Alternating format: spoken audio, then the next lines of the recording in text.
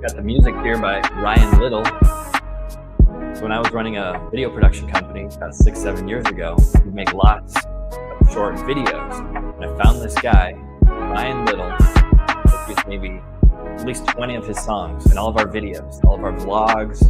We'd have this, we'd go out on adventures around the Pacific Northwest, Washington, Oregon, California, and we'd go and search for the darkest skies that we could find, because we're doing star time lapses, doing astro time lapses, and we are vlogging about our experience, just having lots of fun. We still got that channel, actually. So anyway, I'm going to start putting Ryan's songs back on here, because anyone named Ryan is typically pretty cool. Right. All right. Mission for this video, improvement. And what I'm going to share with you this idea. Is marketing about changing minds, or is it about finding people who think like you? So this isn't just a marketing idea. This is a life idea. Should we be trying to surround ourselves with people and with clients who think like us, or should we be trying to change other people, be encountering others that we could very well like and want to be around, but there's something about them that's not quite right, maybe that doesn't quite align, but we can change them. You know, a client that you talk to, you know, they're typically, maybe there's someone that have a personality that's a little difficult to deal with, or maybe there's something about their business that isn't quite aligned with exactly what you do and how you can help people, but that's okay. You could change them. You could work around that. Maybe this time that person won't be like that, and you'll be able to have a great relationship with them. Well, my opinion is that you should only be looking to work with people that are aligned with you, and that, you know, this is what I do. What I've learned is that I'm only working with people that I am totally aligned with, that are like me, who have the same kinds of personalities that I do, and who like the same things that I do.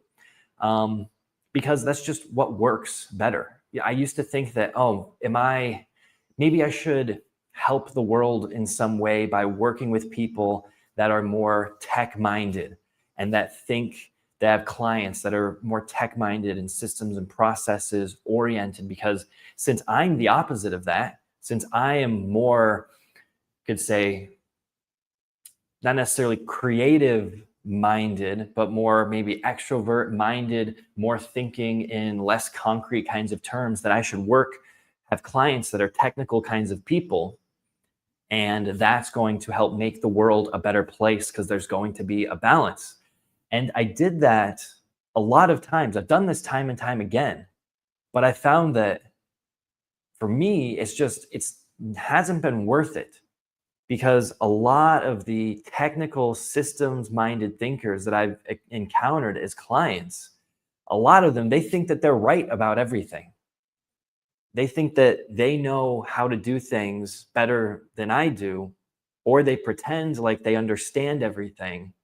And then they also always want to tweak and tinker with things. And they're just difficult to deal with in general. But people that are more the opposite of that, people like me, I think are more trusting, just more open to, hey, you're the expert. You should do things the way that you want to do them. And I'm hiring you for a reason, so you go do what you do best. Now, this isn't all people, of course. This isn't all, there isn't even a line. Like, I'm a technical person as well as a creative person, and these can go in all sorts of different ways. But, you know, I found this, but just with a podcast that I was on recently, it's the same kind of issue, the same kind of idea of, is it more virtuous to go and be with other people that aren't like you, or should you just try to stay around people who are like you? So I was on a podcast yesterday, a great podcast. It was about the cross between spirituality and leadership. And it was this perfect mix, both of these things that I absolutely love talking about.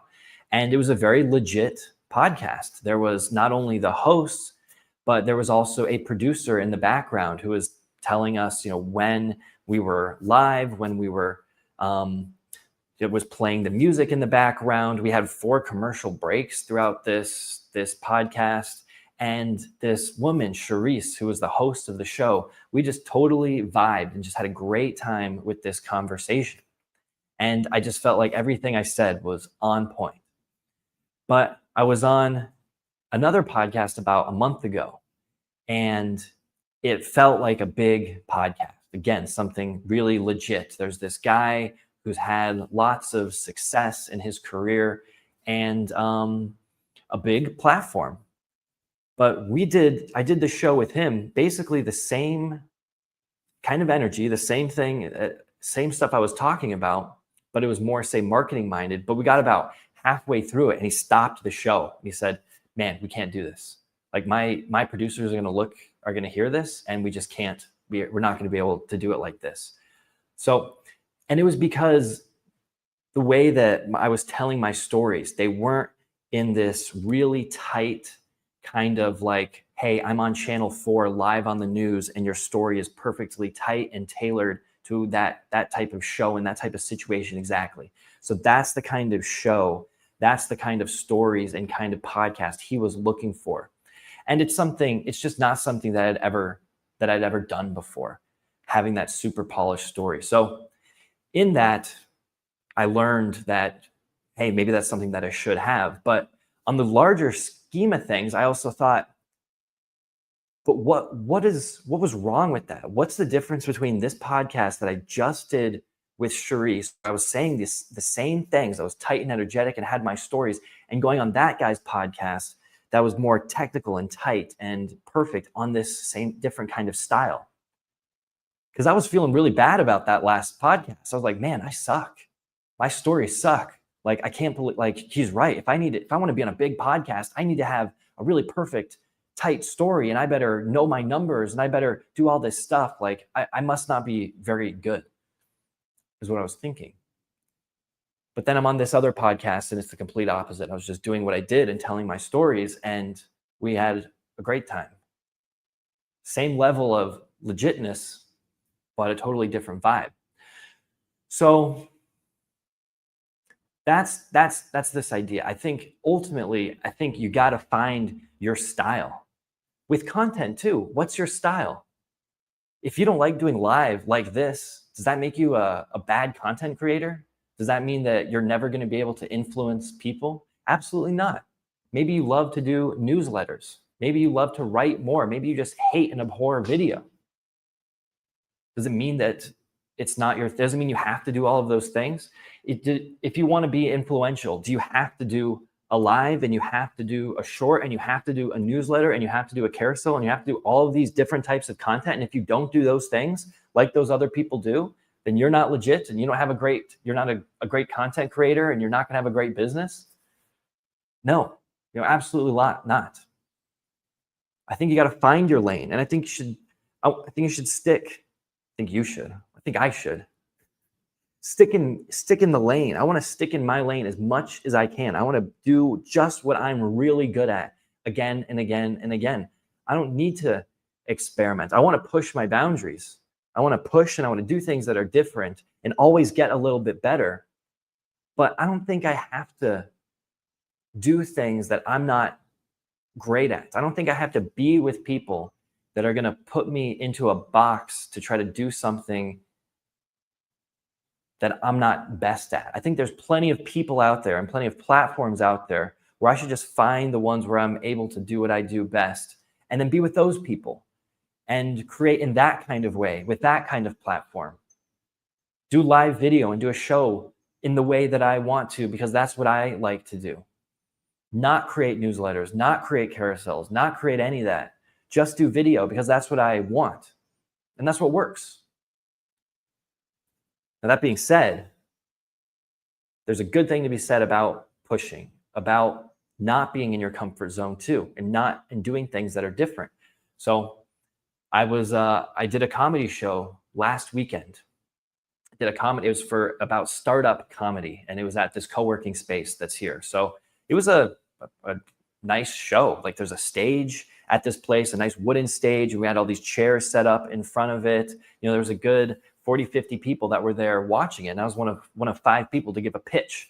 We're giving a pitch about a product, and it's related to startup and is related to Halloween.